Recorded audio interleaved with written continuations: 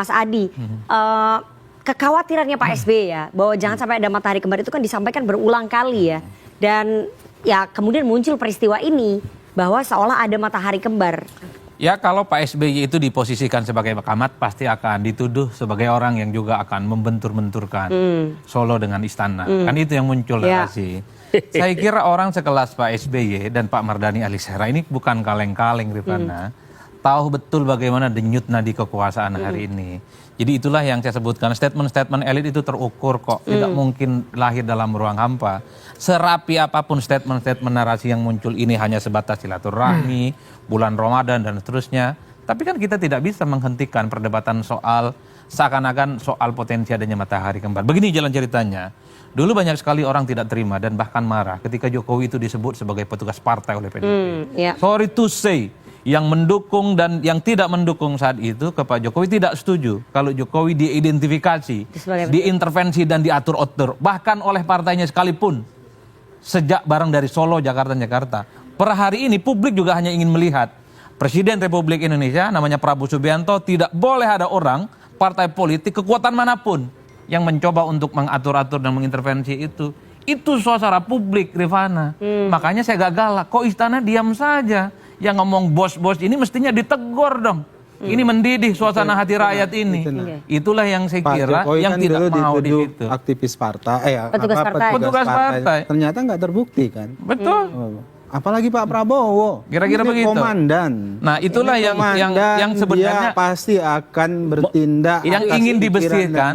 Nggak usah khawatir kalau itu. Memimpin dirinya sendiri yang asli. Pak Prabowo itu komandan. Itulah yang disebutkan di awal.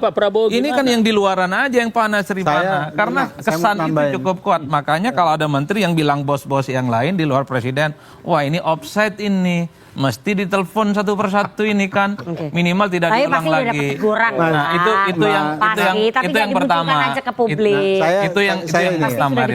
Saya 7 tahun sebagai juru bicara Pak Prabowo, baik pribadi kemudian jabatan-jabatan politik beliau. Pak Prabowo itu tidak bisa diintervensi siapapun. Kalau Anda berusaha intervensi beliau, maka Anda akan jadi musuh beliau pertama.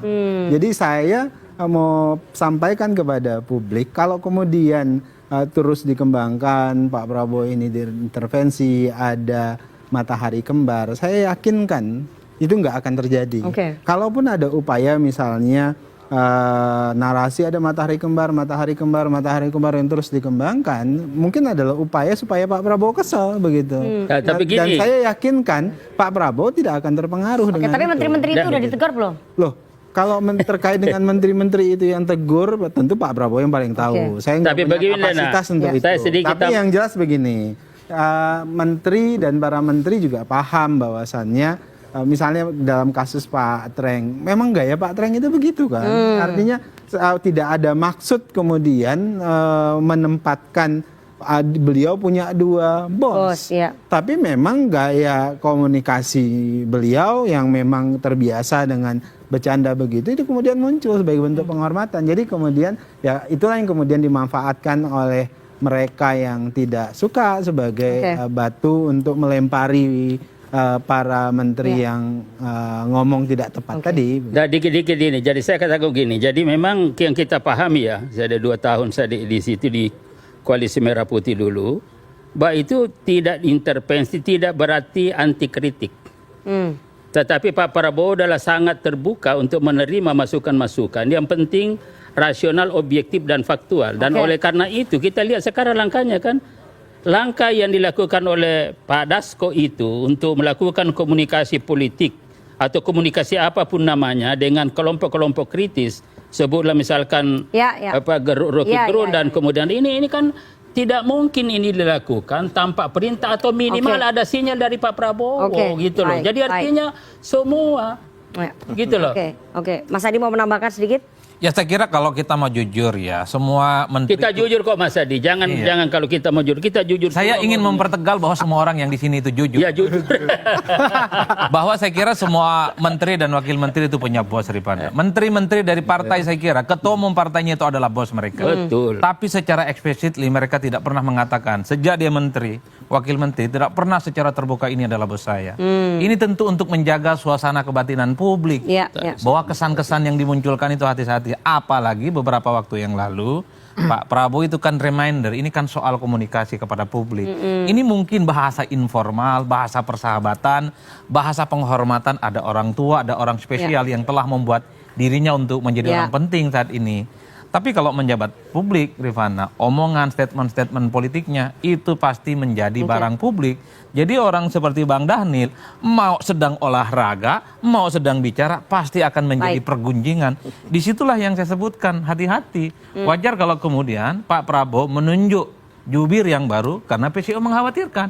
Jangan sampai nunjuk jubir yang baru karena komunikasi menteri yang lain itu tidak benar. Ini sebenarnya untuk mengorkestrasi supaya sesuatu yang sifatnya prinsip menjadi penting itu tersampaikan dengan baik yang sebenarnya. Bahkan kalau saya melihat kayak Bang Dhanil, ini kan paling Pak Prabowo. Artinya Pak Prabowo ini nggak ngomong sekalipun, Bang Dhanil sudah tahu. Sudah paham lah ya satu chemistry. Bahkan gitu saya juga hakul yakin apa yang terjadi dengan bos-bos sebutan itu, Bang Dhanil juga tahu. Cuman pura-pura adem, Rifana. Tentu untuk menjaga suasana supaya politik kita baik-baik. Semua baik-baik. Dan itulah yang saya ingin sampaikan. Ayolah terbuka. Kan kalau marah-marah aja. Tadi kan, yang dari partai-partai itu kan pasti punya bos. Yang pasti cuma punya satu bos itu adalah kami kader Gerindra. Ya. Bos kami cuma satu, itu Presiden betul, Prabowo Subianto.